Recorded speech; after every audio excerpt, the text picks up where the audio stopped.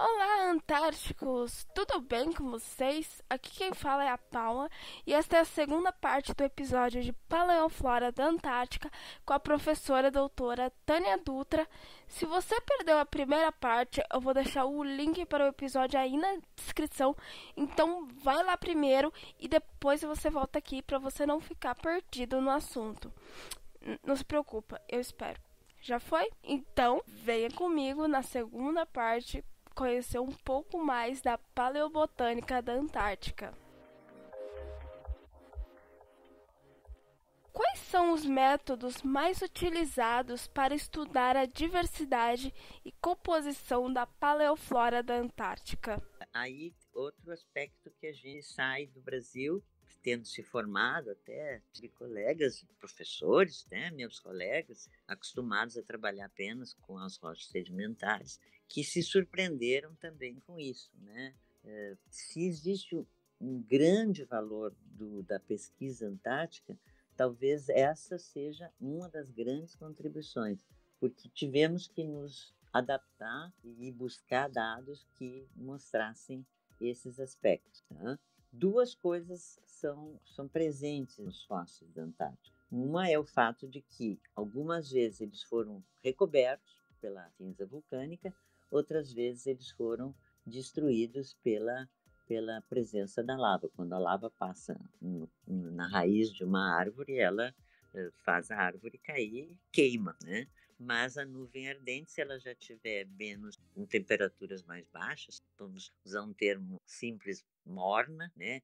E isso também é um dado importante. Se a nuvem ardente não destruiu todo o fóssil, é porque já está muito longe do cone vulcânico, né?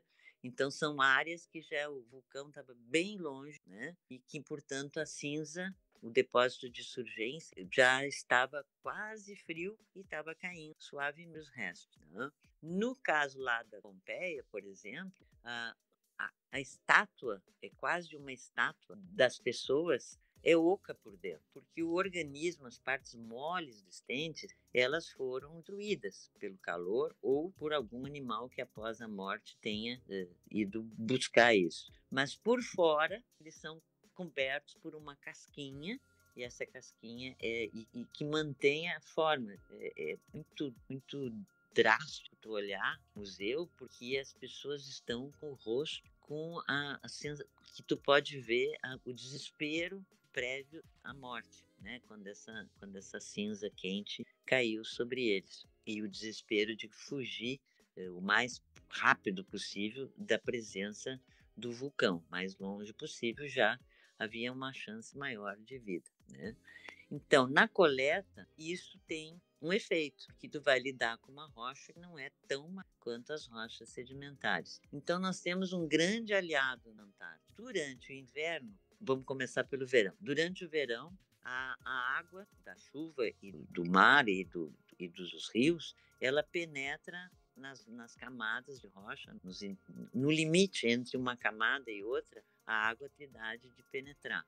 E aí, quando vem o inverno, essa água congela e arrebenta toda a água congela, aumenta de volume. Então, esse aumento do volume faz com que as camadas se separem durante o inverno. E nós, geólogos e paleontólogos, ficamos muito felizes quando a gente chega no verão na Antártica e as camadas de rochas que nós teríamos que ter equipamentos super poderosos, né, para quebrar essas rochas e poder achar os fósseis, as placas soltas pelo calor, né, pelo derretimento dessa aguinha que estava entre uma camada e outra e tinha aumentado de volume, o calor faz com que as camadas se abram espontaneamente. Né? E se a gente vai caminhando, vai vendo uma quantidade enorme de placas separadas, muitas delas com belíssimos fósseis na sua superfície. Né?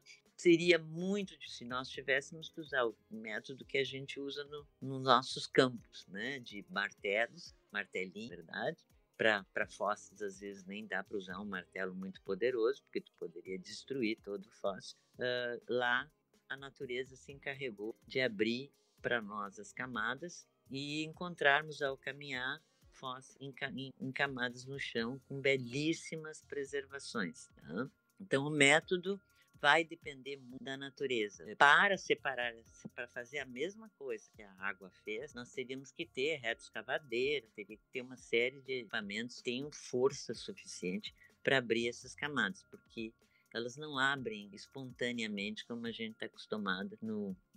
Basta dar uma batidinha com o martelo nas laterais e a placa abre. E, curiosamente, outra coisa é que não destrói os fósseis. Então, a placa em que a gente tem flores, folhas, galinhos, folha de conífera compridinha, né? Então, quanto a isso, não há grandes problemas. Mas essa história toda que eu estou te contando é porque nós trabalhamos no lado ocidental da península, na parte do Pacífico. Né? Se a gente for para a ilha James Ross, que fica no lado do Estreito de Drake, e mais pegando a influência do nosso mar, né, do Atlântico, nós teríamos um conjunto de fósseis bastante distinto, que são, curiosamente, as Ilhas Shetland, que são as do Pacífico, não tem animal.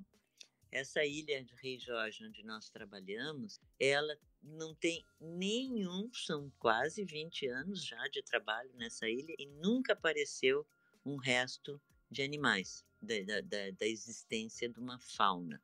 Em compensação, uma riqueza enorme de vegetação. No lado oposto, que é a ilha Seymour, que é muito famosa pela quantidade enorme de fósseis que tem, e a Ilha Vega também, tem dinossauros, pinguins preservados, pinguins incríveis, porque tinham mais de 2 metros de altura. Esses pinguins viveram no finzinho do Cretáceo e início do Paleoceno, do Paleoceno, e tinham talvez o pinguim imperador, esse de tamanho grande que tem lá, são encontrados hoje vivos lá no polo, seja uma linha descendente desses pinguins gigantes que foram encontrados ali na ilha Seymour e nas ilhas em torno da parte oriental da península. Eu não tive a oportunidade, ao longo do tempo voltado à pesquisa antártica, de ir a esse outro lado, mas há uma vasta literatura comentando sobre a existência de uma fauna, e nesse lado eles estão acompanhados de plantas. Então é um aspecto curioso que a gente teve que descobrir quando foi, né? O lado oriental tem fauna e flora, e o lado ocidental, por enquanto, não há evidência da presença de animais. A única exceção a isso é que foi encontrada uma pegada de uma ave ratita. São as aves que não voam. A gente tem hoje em dia várias, né? Então foi encontrada só a pegada, nunca o esqueleto desses animais. Então parece uma vida muito temporária, e em momentos de migração, até hoje isso existe, né? Que algumas aves e peixes também vão para a Antártica na época do verão para a reprodução. Quer dizer, esse achado parece confirmar esse comportamento das faunas e das floras no passado também. Tá? Não sei se eu esqueci. Bom, então a coleta fica, graças a Deus, auxiliada. Quebrar uma rocha vulcânica com o nosso martelo não seria efetivo, né? Mas o movimento da água congelar e depois descongelar no verão quebra para nós, faz o papel do martelo, permite bons fósseis. A própria natureza já ajuda os geólogos e paleontólogos, né, a trabalhar, né? Muito legal, interessante. A próxima pergunta, eu acho que a senhora já respondeu um pouquinho, né? Que é das principais dificuldades de estudar a paleoflora, né? Um lugar tão inóspito e distante, né, como a Antártica, né? Se tiver alguma coisa que a senhora queira acrescentar também. Não, é verdade. Principalmente, a gente sentiu de alguma maneira assim, meu Deus, se eu não tivesse vindo aqui, eu jamais que plantas, folhas que são delicadas, flores que são delicadas. Eu infelizmente não te mandei a foto das flores, que flor na península a gente não achou. Mas se tu atravessa o Estreito de Drake e vai no Chile, tem camadas de rochas cobertas de folha. E recém o outono tivesse chegado e caem todas as flores pelo chão. Numa das amostras tinha pelo menos 100 flores. É quase comovente, né? E para um brasileiro, um geólogo e um paleontólogo, uma novidade completa, porque nunca a gente teve, apesar de depósitos fossilíferos serem bastante frequentes, né? Nós não tivemos a possibilidade de encontrar em tal quantidade, né, flores. A gente tem flores lá no Araripe, né? É um sedimento muito favorável, mas a gente, aliás, flores importantíssimas, porque mostram o aparecimento das primeiras angiospermas no globo. Coincide os do Araripe, lá do Nordeste brasileiro, com vários outros locais onde as angiospermas aparecem pela primeira vez, né? Isso se dá no último momento da era Mesozoica, né? E na passagem para o Cenozoico, né? Então, é uma variedade muito grande, né? Nos permite. E para o paleobotânico tem tudo. Tem lenho, tem pólen, tem esporos das pteridófitas. As pteridófitas, aliás, são muito frequentes também, principalmente as formas parecidas com o xaxim, né? Que é o chamado feto arborescente, ou seja, uma pteridófita que forma árvore, né? Ao contrário das pteridófitas mais comuns. Então, temos esporos, os pólens, que são uma ferramenta muito importante para o paleontólogo, para o paleobotânico, né? Porque tu consegue classificar que planta era, muito mais precisão. Folhas, por mais que hoje a árvore parecida seja de folhas delicadas, mesmo assim ela está preservada. E as coníferas, que são um elemento muito importante, inclusive a araucária. A araucária viveu na Antártica e, enquanto os continentes estiveram unidos, pôde passar para o Brasil, para o Chile, para a África e para a região da Austrália, que é muito, e Nova Zelândia, né, que reúne, hoje, Austrália e Nova Zelândia reúnem uma diversidade de coníferas que em outros continentes do antigo Gondwana não tem. Tá? Então, às vezes é um trabalho muito amplo, porque a gente tem muita ferramenta. Então, tem que buscar os análogos lá na Nova Zelândia, no depósito da Nova Zelândia, os análogos na Austrália, na África, na Índia também, né? E na América do Sul. Então, às vezes é um trabalho bastante demorado levantar essas vegetações e ver o comparativo. Mas por que eu tenho que ir buscar essa vegetação moderna desses continentes? Porque o fóssil da Antártica está muito bem preservado e tem todos os seus elementos, o tronco, as folhas e os pólens, né? Ou os esporos, se for pteridófito. Não sei se eu respondi ou até me estendi demais. Sim, não. Assim que é bom, né? Bastante informação. A próxima pergunta, né? Chegou a falar que a parte oriental, né, da Antártica, né, encontra mais fósseis de animais e plantas, e na parte ocidental não é tão comum encontrar os animais, né? Então, qual relação podemos estabelecer entre a flora e a fauna do passado da Antártica? Muito boa pergunta, né? Porque realmente foi um aspecto que eu acabei. Era para evitar não falar muito, mas acabou que falei, é que isso nos ajudou e ajudou muito aos geólogos. Foi um aspecto que a paleobotânica e os vertebrados também ajudaram muito aos geólogos. A parte ambiental, ela esteve mais tempo ligada a continentes, tanto a África quanto a América do Sul, a pontinha da América do Sul. Já essas vulcânicas do lado ocidental, elas estavam já isoladas pelo mar. É muito parecido com a ilha do Chile, né? Está isolada e contra o que a gente sabia, que poro de pteridófita não fica voando pelo ar. O pólen é levinho e pode ultrapassar alguma área marinha pelo vento, né? Mas não se conhecia na literatura uma possibilidade de que as samambaias, que têm esporos, elas pudessem também cruzar o mar. No entanto, em Juan Fernández, né, que é a ilha Cruzoé, se encontra pteridófitas que estão no continente hoje, lidando com a flora moderna. Então, um dos achados, que foi o mais recente, talvez, uma que a gente lançou há pouco tempo, é que Tirsoteris, por exemplo, que é uma samambaia muito comum nos depósitos antárticos, nos depósitos da América do Sul, fósseis, e a gente encontrou também viva hoje em dia em Juan Fernández. Ora, Juan Fernández está a uma distância grande do continente do Chile, né? Então, como esses pólens chegaram até Juan Fernández? Foi uma pergunta que a gente, mas então é possível? Então, a possibilidade de que os animais voadores flores, aves tinham carregado, ou que o próprio carregado esses esporos até Juan Fernandes. E foi uma surpresa muito grande para nós, né? Porque tinha nos fósseis da Antártica, o Sópteris é uma das formas mais comuns entre as pteridófitas que ocorrem lá, em toda a costa do Chile e em Juan Fernandes, que é uma ilha solta no meio do mar, né? Como que não, as plantas não saem caminhando? E isso é dos grandes valores que a paleobotânica tem em sentido de informar o geólogo, né?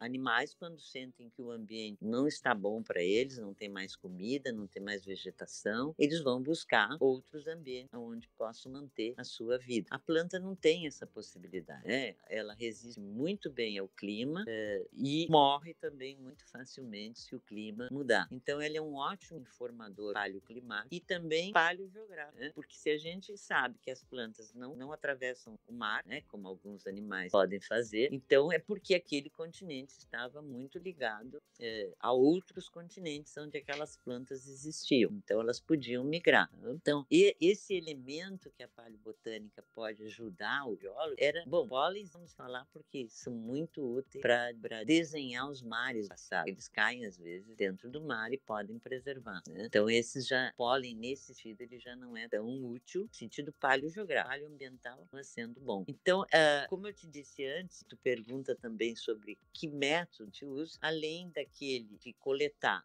no solo, que em grande parte se parece os métodos que a gente utiliza nos nossos continentes, né? Mas que, como nós comentamos antes, na Antártica tem essa contribuição de que, por ser rocha vulcânica, o próprio ambiente já abre, claro, né? E uma vez estudados esses fósseis, vistos, descritos, fotografados, aí começa o trabalho mais duro, que é levantar as vegetações modernas para poder comparar com o que tu encontrou lá na Antártica. E aí tu pode fazer uma tabela ou um estudo estatístico de essa minha vegetação fóssil tem tantos por cento dos elementos que ocorrem hoje na Austrália. Essa outra vegetação com o que ocorre na Nova Zelândia. Outra ainda com o que ocorre no sul da América ou no sul da África. Então, a partir desse levantamento estatístico e das similaridades, todos os testes de similaridade, é que a gente reconstitui a vegetação pretérita da Antártica.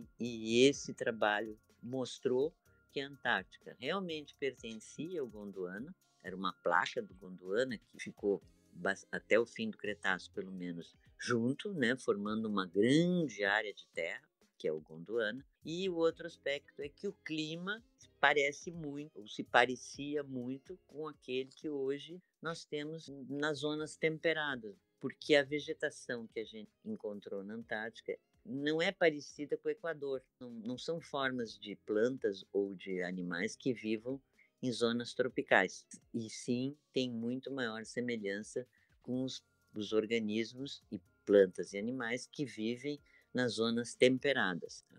Então, essa passagem da Antártica para o sul, né, para as zonas temperadas do sul, ocorreu livremente enquanto os continentes estiveram unidos e que depois, então, foi interrompida pela separação. Então, a gente pode auxiliar o geólogo também nesse aspecto. Foi lá no final do Cretáceo que as placas se separaram, as plantas estão contribuindo, e os animais também, para que a gente encontre muitos, por exemplo, agora me faltou, esses que têm a bolsinha na frente, né? Que vivem hoje na Austrália. Marsupiais? Isso, querida, obrigado pela ajuda.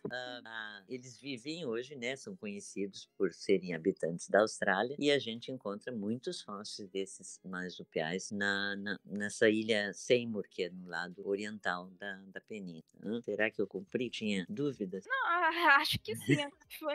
Bom, então é Então, isso.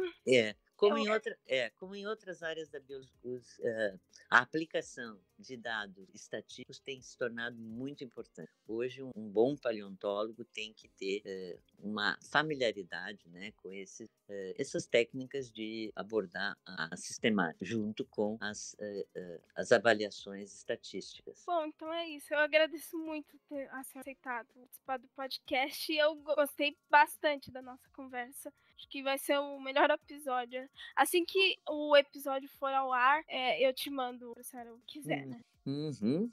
Sim, sem dúvida, quero. E E eu agradeço muito esse convite que me fez relembrar, né, porque acaba que o tempo vai passando e a gente não houve mais, me aposentei, né, então não houve oportunidade de voltar desde 2007. Eu não retornei porque primeiro veio uma crise no ProAntar, havia dificuldade de verbas para continuar desenvolvendo, depois veio o incêndio da estação também, que não afetaria completamente, porque a gente muitas vezes ficou nos refúgios e nas barracas, né? E aí depois em 18 aliás, eu aposentei para dar chance a que outros colegas e outros jovens possam ir lá também aprender que nem eu aprendi. Né? Foi uma lição e não foi só para os paleontólogos, foi para os geólogos também. Mas parece que agora vamos ter uma melhora em contribuir para que o projeto Antártica continue, até porque o resumo de todas as publicações mostrou que era muito importante continuar. Né? Os bens minerais que a gente tem no Brasil se prolongam para lá, né? Porque ela era uma placa grudada no Brasil, no sul do Brasil. Então, se tem petróleo no Brasil, provavelmente no futuro pode ser explorado o petróleo. Se tem ouro, todos no Chile, por exemplo, também há uma possibilidade que a Antártica tenha uma riqueza econômica também, tá? Isso para dar um finalzinho assim. Então, qualquer coisa, Paula, por favor, tá? Se eu puder ajudar. Então é isso, pessoal. Agradeço a todos que nos escutaram até aqui e fiquem ligados nas nossas redes sociais para não perderem os próximos episódios. Sigam a gente no Instagram e Facebook, @Antarticando. Este podcast faz parte de um projeto de extensão de divulgação científica orientado pela professora doutora Fernanda Quali, da Universidade Federal de São Paulo, campus Diadema, em colaboração com a professora doutora Silvia Dota, da Universidade Federal do ABC, e tem o objetivo de divulgar as ciências antárticas no Brasil.